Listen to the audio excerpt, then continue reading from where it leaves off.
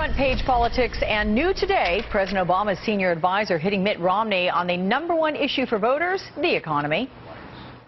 This is the same case he made in the state of Massachusetts. He said, I'm going to get the economy moving again. I'm a businessman. I know how to create jobs. They went from 37th in the nation in job creation to 47th in the nation in job creation. So we've tested the Romney acumen when it comes to creating jobs, and he's been found wanting. The other big headline today, potential GOP vice presidential pick Marco Rubio, of course the current Florida senator, throwing his support for the VP job to the former Florida governor.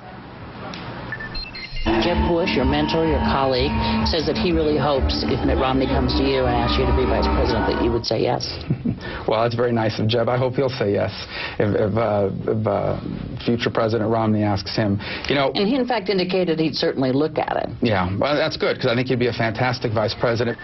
And guess what? We are still counting delegates for the GOP nomination, in case you'd forgotten with all this talk of Mitt Romney finally being the presumptive nominee. In fact, Romney won half of the 24 delegates at stake in Missouri's regional Republican conventions on Saturday.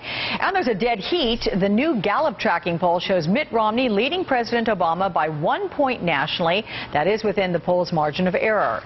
Meanwhile, President Obama will visit some key swing states this week. He's going to speak at universities in North Carolina, Colorado, and Iowa.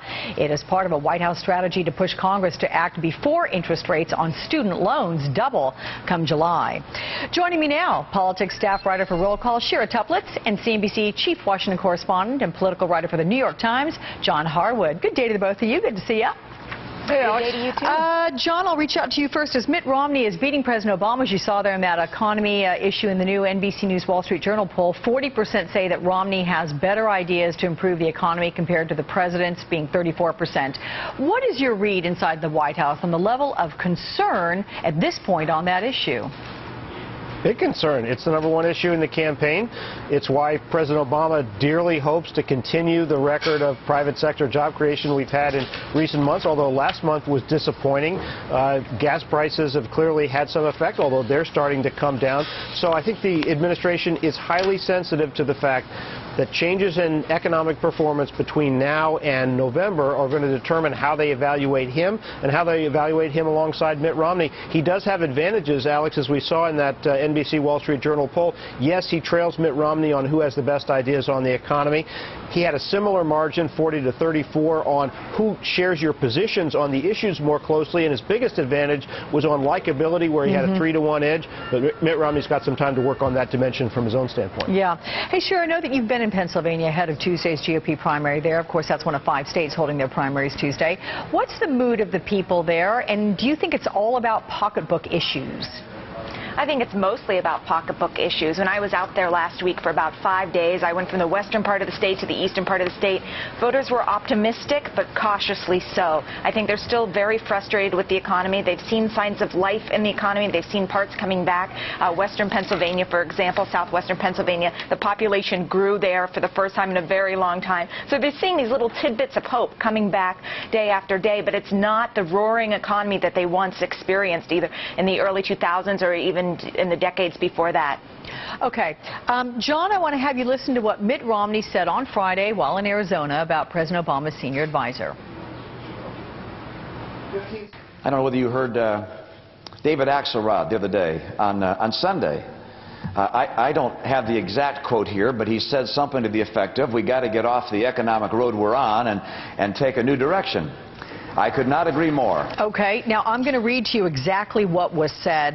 This was said by David Axelrod. The choice in selection is between an economy that produces a growing middle class, and that gives people a chance to get ahead, and their kids a chance to get ahead, and an economy that continues down the road we are on. So how do you interpret what Axelrod said there, John? Was it any sort of a misstatement?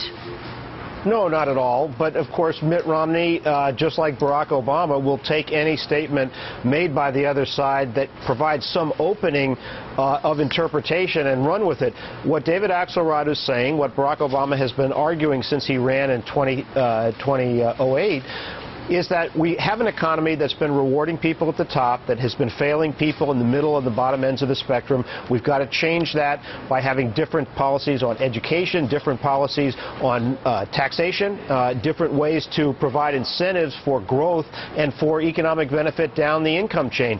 He's trying to say that Mitt Romney stands for the politics and the economic arrangements that we have been living through for the last 20 years or so that have created rising income inequality. Mitt Romney's got his own story to tell, but each side is going to take statements about the path that we're on and finding a better path and trying to use those as wedge issues. Hey, Shira, what about the Republican Veep buzz, which is certainly growing lately? We had Florida Senator Marco Rubio today saying Jeb Bush would be a fantastic pick. Bush, in an interview himself, said, look, I'm not interested, not going to happen. Of course, sometimes people say that and then they turn out being the nominee. But is there any clear front runner? Well, I think Marco Rubio is a clear front runner, and I don't care what they're all saying now about not being interested. Don't believe them. I think when the nominee calls and tries to talk them up about it, and lots of other very big-name Republicans start calling and ringing their phone and say, hey, you should be interested, it's pretty easy to change your mind when that kind of thing happens. That said, I think Marco Rubio, at least a 50% chance in my mind that he will be on the ticket. How about you, John? Alex, I agree with Shira that you can't take seriously when people say they're not going to do it, with some exceptions. And when Marco Rubio says, I hope Jeb Bush is selected, I actually think Jeb Bush might be somebody who would turn it down. I think Marco Rubio, as Shira said, is a prime candidate for this, but I think there's some others. You look at Rob Portman of Ohio, very solid, well-liked, well-respected senator from a crucial swing state. Mitch Daniels, very well-respected governor from Indiana, is another possibility. I think Bob McDonnell, the governor of Virginia, newer face, less experienced, but also somebody in a swing state and who has some of the personal characteristics that he appears solid, he appears steady.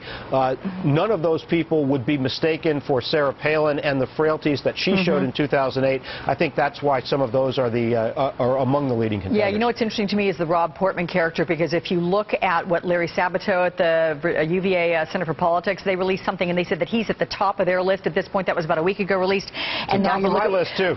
Well, okay, so you're in agreement with Larry, but then you look at the Quinnipiac poll and he's at the bottom of that list, only getting 8%, and we have Marco Rubio second to Christie. So anyway, listen, it's all a game right now until we figure out who's nominated, right? But it's fun. Anyway, thanks guys. Appreciate your time so much. And why should you care about today's